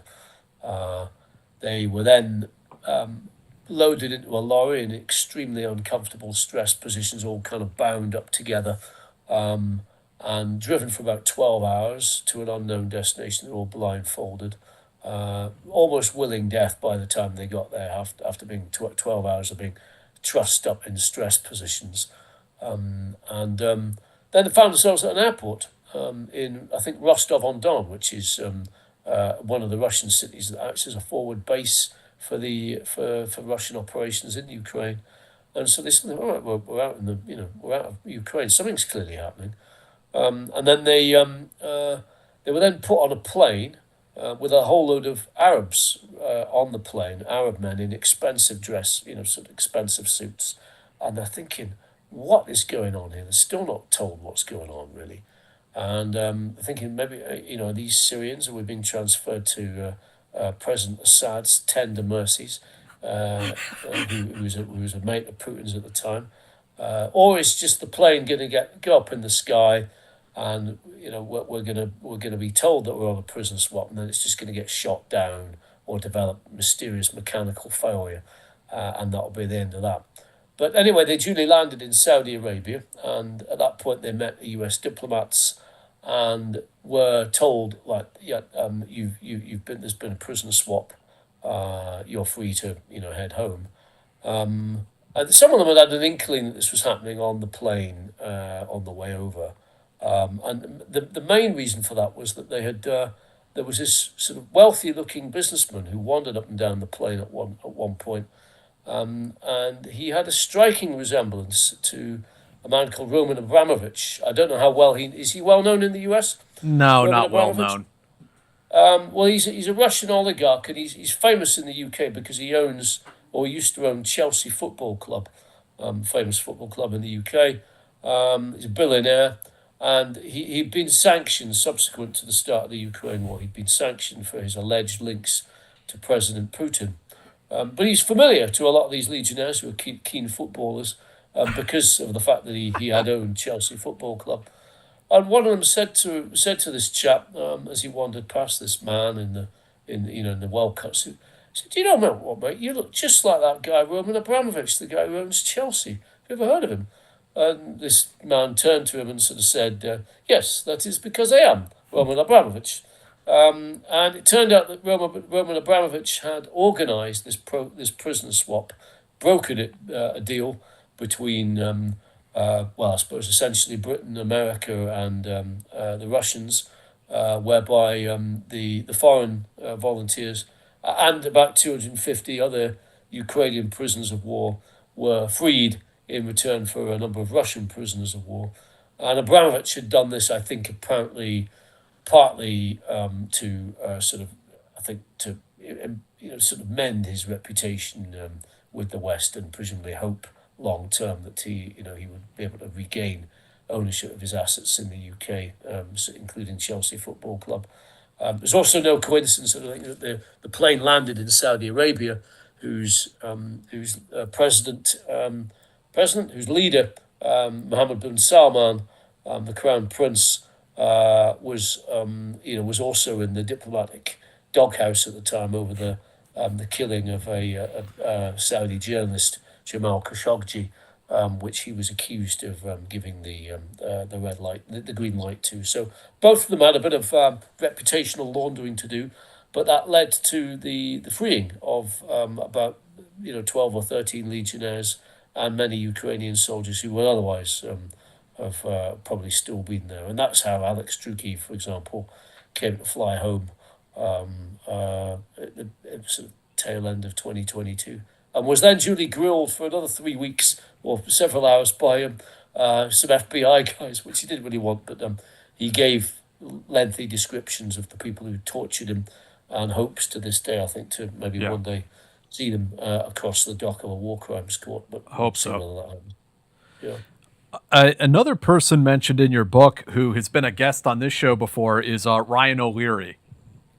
Oh, yes. Yeah, I mean, Ryan, I never met. I think we did try to interview him once, but just the times never. Oh, we we have like a 3.5 hour episode with him. He had a lot to say. Well, Yeah. You'll know. Yes, you'll know most of Ryan's history then. But I interviewed one of the soldiers in the book, Jack Knight. Worked for Ryan, worked under Ryan as part of Chosen Company, and fought a number of battles with them. They were a volunteer unit made up mainly of legionnaires. And the interesting thing about Chosen Company, apart from the battles that they fought in, was that they were essentially an effort to sort of improve the professionalism of the Legion. I think it had got a bad reputation because of the Walter Mitty characters within the Legion, and the sort of Fantasists and so on. Other Legion units had a bit of a reputation for maybe only fighting 1 week in 3 and spending a lot of time in bars and brothels and brawling and other stuff.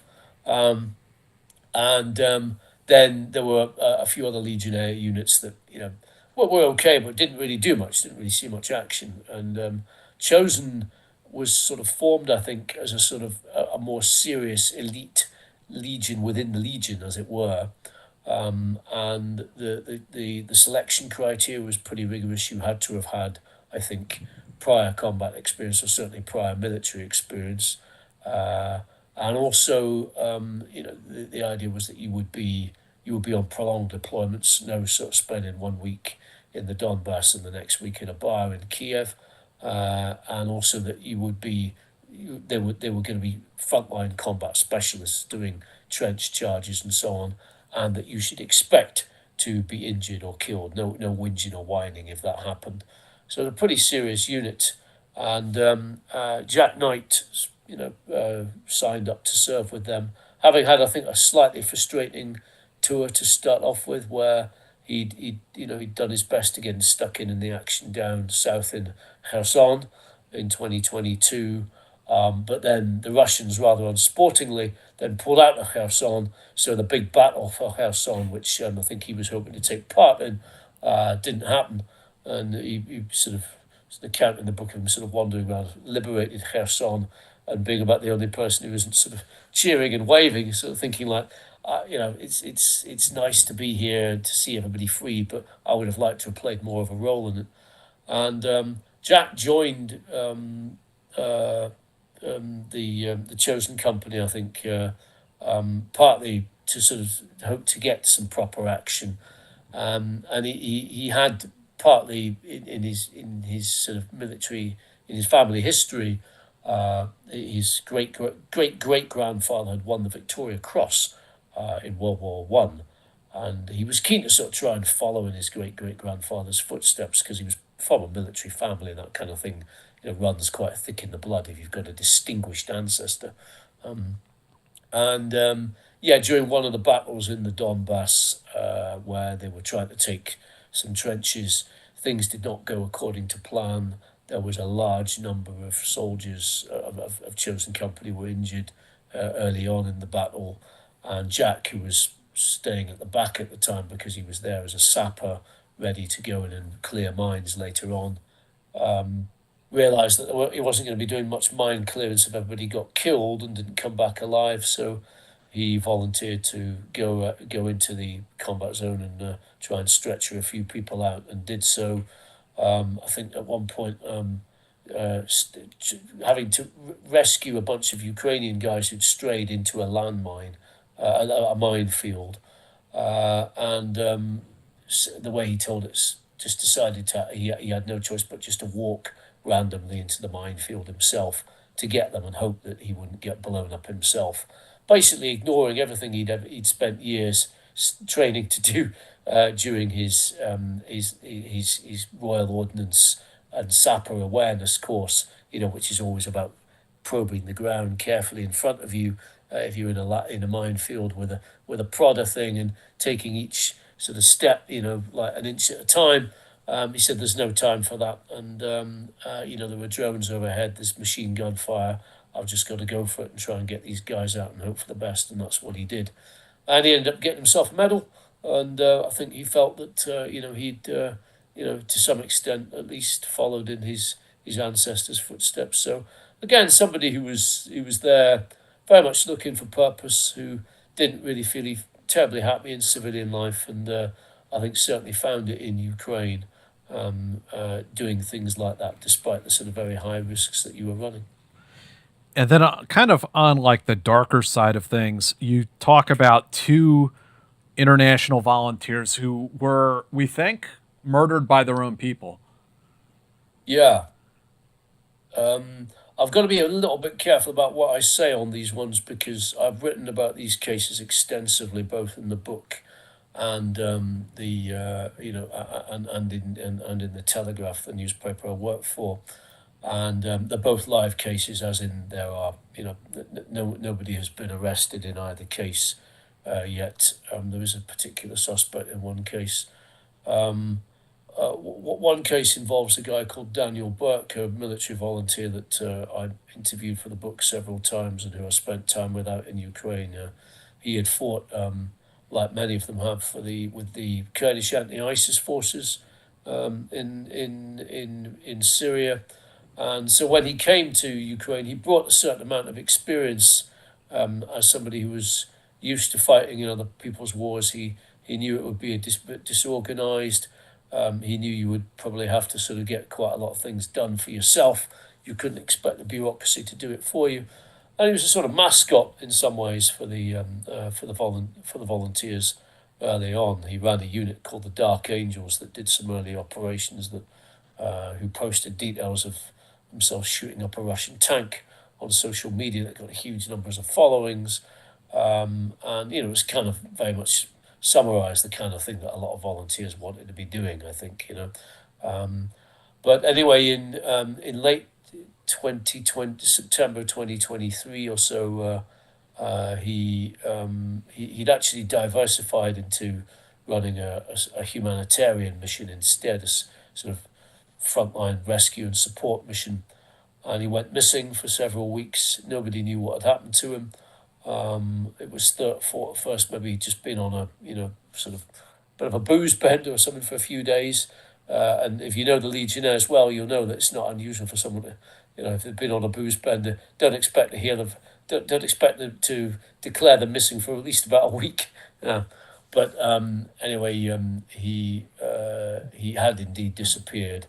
A police investigation was launched, and eventually his body was recovered from under a sewer or a culvert near a firing range in the countryside outside of Zaporizhzhia in eastern Ukraine. And I think initially people thought, well, maybe have Russians done this or something like that, but it later became clear that a fellow volunteer had carried out. It appeared to have carried this killing out. This volunteer later claimed that he'd shot Daniel by mistake, having sort of pretended to. What was it? He said. I think the term is fragging, where you point a weapon at somebody when you shouldn't do, and it's violating basic military procedure. Apparently, Daniel had said to him, "You're fragging me," while they were out at this range, just having a practice shoot or something. Oh, Daniel said, flagging. Flagging. Yeah, flagging or fragging? flagging. So flagging is when you're going over with your muzzle over friendly guys that you don't want to shoot.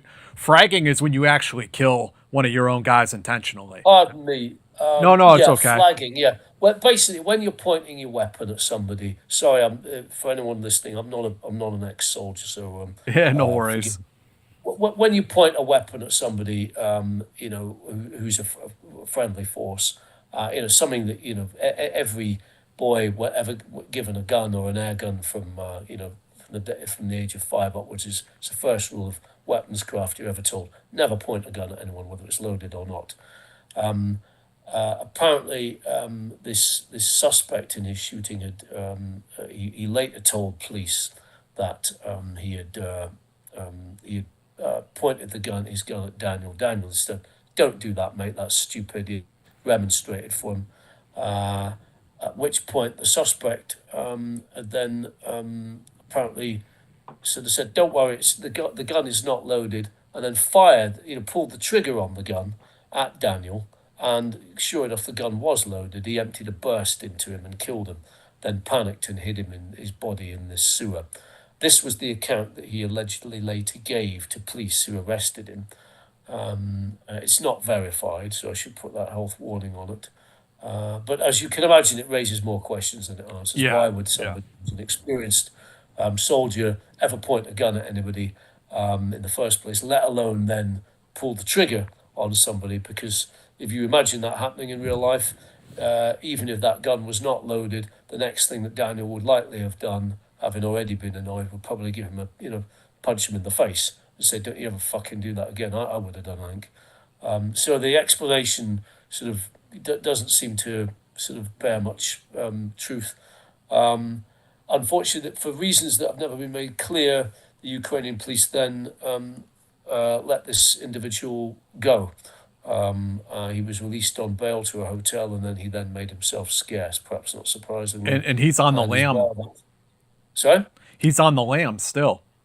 Yeah, and his whereabouts to this day are unknown, but he is wanted by the Ukrainian police in connection with Daniel's death.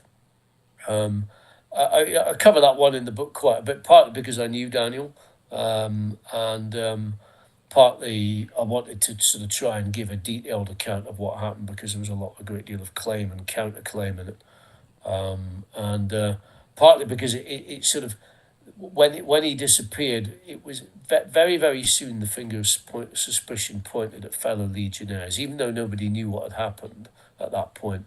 It was just this sort of sense that there are a lot of dodgy legionnaires out there, and it seems likely that Daniels has unfortunately had some sort of run-in with one of them, and it just pointed to the sort of the sense that there were a lot of unsavoury characters out there, and that the Legion's vetting was not very good. It did not paint a very good picture of the Legion at that point.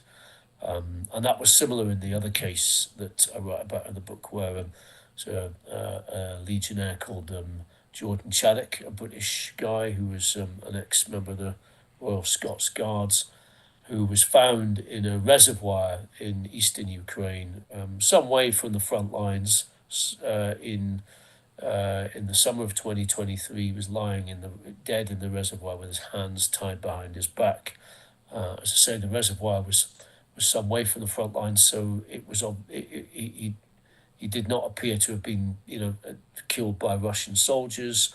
There were no known Russian separatist groups operating in that area, or indeed anywhere else in, Ukrainian territory. So it didn't seem like it was them either.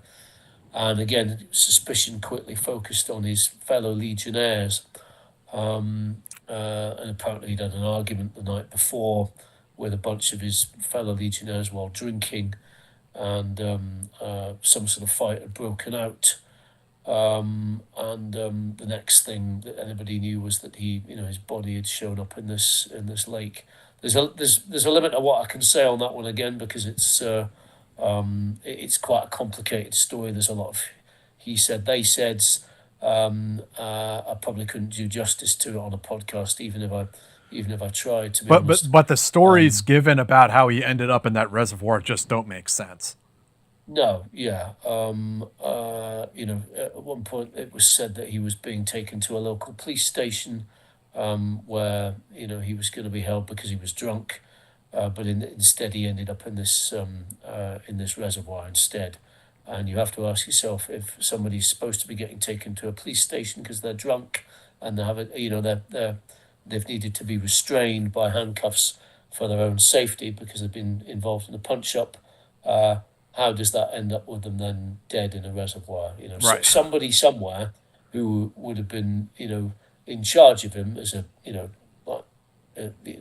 custody, has some questions to answer, clearly, because even if somebody has been violent, even if somebody has been restrained as a prisoner, at that point, most soldiers would know, especially if they've ever taken prisoners of war or anything, that there are certain procedures you follow to, if only to prevent a prisoner harming themselves or anything else. And clearly that didn't happen. And the tragedy of that case, or one of the tragedies, is that quite apart from Jordan's death, is that nobody has been brought to book for it, and there's very little sign of any proper judicial process happening, and very little sign of the British government really doing anything to try and question the other British soldiers who were with him at the time. I've spoken to several of them. I've asked them, have you had anybody from the Foreign Office or the British police asking to speak to you about this? None of them have, and that would not be difficult if I can find out who they are. The Ukrainian police know who they are. They interviewed them all afterwards.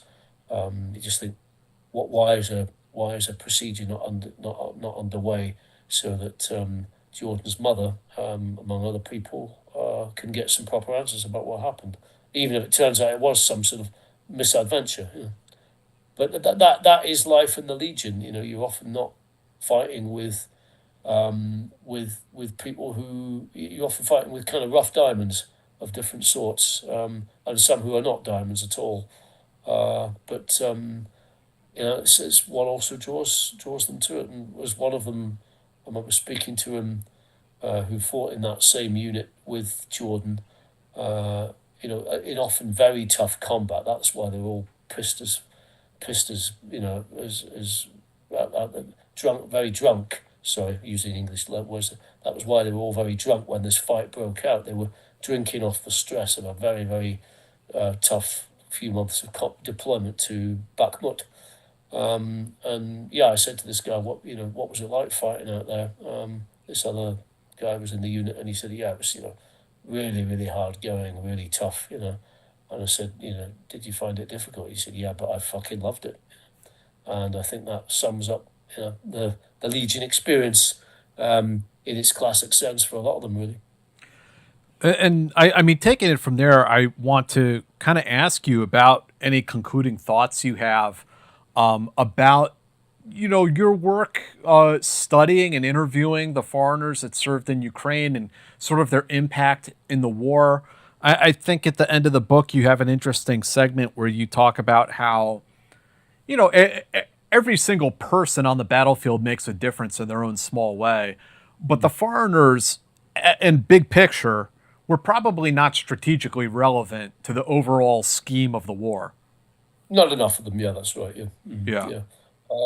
Yeah, sure. So, as I said, I don't think the numbers ever reached much more than sort of 20 or 30,000, maybe a few more over the years. But that's sort of rough ballpark figure, which is about the same actually as fought in the Spanish Civil War, and coincidentally is about the same numbers that volunteered to fight for ISIS, as in fighting as jihadists in Iraq and Syria from around the world, which puts it into sort of some sort of weird perspective. Yeah. So with those sort of numbers in a war with maybe about 500,000 combatants on either side or possibly more, 35,000 or so, even if it was that many, is not going to make that much of a difference. Where I think the Legion did make a difference, though, was just in morale. Ordinary Ukrainians in the street would see these guys wandering around in Ukrainian uniforms, but with these little sort of shoulder badges denoting the fact that they were from the UK or the US or wherever. And it was a huge, it was a sign to a lot of Ukrainians that, look, the world is with you here. We believe in your cause. And yeah, sure, foreign governments, Western governments might not be sending troops. They may not be putting boots on the ground, but their own private citizens are, and they're here not just to hand out aid and deliver, first aid packages and medical stuff. They're actually here to fight and die alongside you. That's a big morale booster, I think, as well as the individual tactical contributions that they made, whether it was experienced US Marines, for example, teaching Ukrainians certain tactical stuff, or whether it was individual groups of volunteers showing mettle and initiative on the battlefield, which might often just be like, taking a Russian machine gun position there, or making a good judgment call somewhere else, saying, "Now maybe that's going to be too tough. Stay away from that. That's going to be too difficult." Just sound tactical advice. I think a lot of that percolated through to the Ukrainians over time. But yeah, one of the, I think that because you had a lot of bad apples, and because they didn't have any huge strategic victories where an individual battalion of legionnaires kind of took a town or village, there weren't many good headlines that the Legion generated, really. Unfortunately, a lot of the headlines were about legionnaires killed, legionnaires captured, legionnaires murdered by other legionnaires, etc. And that perhaps did not encourage many others to sort of join up, or certainly perhaps not as many as might have done. And also the logistics around the Legion were pretty poor in terms of people coming in, and not sort of, the recruitment system was poor. The system to actually get them channeled out to the front was lousy, and so on. And I do make the point in the book that if they'd had a better recruitment system and sort of quartermastering system and everything else, if it's just been better organised, you might have had far more legionnaires coming in. This is something I'd be interested in your opinion on, actually, because I know you've discussed people like outfits like Dnipro and Blackwater a lot on the podcasts in the past. My sort of theory, or one of the theories I advance in the book, is that if the West had been able to provide some sort of logistical support for the Legion along the lines of a Dyncorps or a Blackwater training group that could have trained the legionnaires in the same way as they trained up the Iraqi army and the Iraqi police or the Afghan army, and that could have been done, in Ukraine if needs be, I think, or if need be elsewhere, and it could have been done on a private basis. That might have made a lot of difference, because a lot of legionnaires would not have those bruising experiences. Putin got to have his little green men. Why can't we have ours? Exactly. Yeah. Do you think? That there is a political difficulty with it, in that the British and American governments, for example, might feel that it was a step too far, that it was tantamount, it was one step off training troops. But they were sending in heavy weaponry. They were sending in, they were training Ukrainians in their own countries. We have Ukrainian training facilities here in the UK. They were doing everything short of that, and so in some ways things quite beyond that with the heavy missiles and everything. Do you think that somewhere like Dyncorps or Blackwater would have taken on something like that, or do you think it would have been hard to get PMCs to take on such a thing? I think, you could probably. The thing with private military companies in the United States is that they don't really engage in offensive combat operations. We don't really have that so much. We have intelligence contractors, we have logistical contractors, security contractors that do mobile and static security for diplomats and so on. but we don't have like executive outcomes. The South Africans that fought in Angola Yeah. and Sierra Leone, and they really took the fight to the enemy and didn't take any shit at all. Mm. We don't really have an equivalent of that. And I guess the question is, should we have something like that? And I maybe don't. we Yeah, I don't even think you need the equivalent of that though, because what this would be for the training and right. recruiting and equipping It would be a prior Ukrainian to them unit then with being sent military. out to the Ukrainian military Right, units. Yeah. right. So you wouldn't necessarily need the organisers at the sharp end. A bit like what it would have pretty much the same model as you'd have in Iraq and Right, Afghanistan, where they're right. just doing the large scale sort of public sector, the large scale security sector training. Yeah. I think that in the United States, at least, and to a lesser extent, Western Europe, I think we were and we are a victim of, 75 years of analysis of the Soviet Union and Russia that turned out to be wrong in a lot of ways. And we had all these theories about escalation ladders and we're going to do this and then they'll do that. I mean, I think in retrospect, we probably should have just thrown up a no-fly zone over Ukraine the day of the invasion, and be like, no, Mm. this is unacceptable, and call Putin, call him out. I mean, as we know, the Russians only respond when you punch them in the nose and tell them no, like that's not Yeah. acceptable. Yeah. Well, certainly there was a lot of Ukrainians asking about that at the beginning of the war. Yeah. I mean, I would have said that even that would have been riskier than Yes. Yeah. what I sort of explore in the last chapter of the book. And also, it would have been valuable for the British for the Western forces, because you'd have had loads of people going out there and gaining first-hand experience of what it was actually like to fight against the Russians, which would be, which would be extremely useful. And I think it would have probably attracted potentially far more soldiers, into the Ukrainian, military fold, because there'd be a lot of people who probably like U.S., including serving U.S. military soldiers. They might have had to, take a sabbatical of some sort, who would say that a few 3 months fighting in Ukraine on the front lines is worth several years of training back home. I mean, it strikes me as a little bit of a failure of imagination. I can think of all sorts of good reasons why it wouldn't happen, but that's always the case when you get a war. There's always people who are going to say, "Oh, we can't do this for reasons A, B, and C," and often it's when people kind of find a reason around that you get a breakthrough. Right. I'd be interested to see. I've not sort of found anybody who's really sort of been able to sort of argue the ins and outs of this one. I'd be interested to see if any of your listeners have a reason to say, "No, sorry, pal, that wouldn't work." Which there may well be, but it seems a bit like a missed opportunity to me, I must say.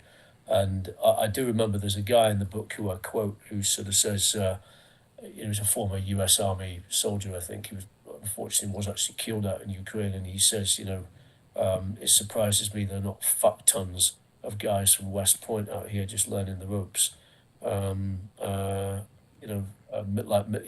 He was amazed that the Legion was as small as it was, and I think it's a telling point. So the book, for people who want to read it, I highly recommend it, is The Mad and the Brave. It's a story of Ukraine's Foreign Legion. Available now. You can find it in bookshops or on Amazon, wherever you want to go. Colin, what's the next book? What are you working on now? Oh, no idea. I think I've done three before. I've done one about my time in Iraq, one about being kidnapped in Somalia, one about some other people being kidnapped in Somalia. I have no idea.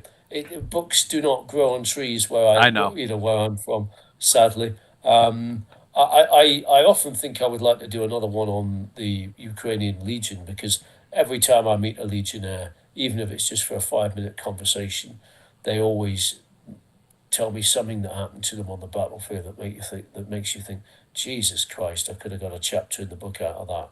I wish I'd met you before.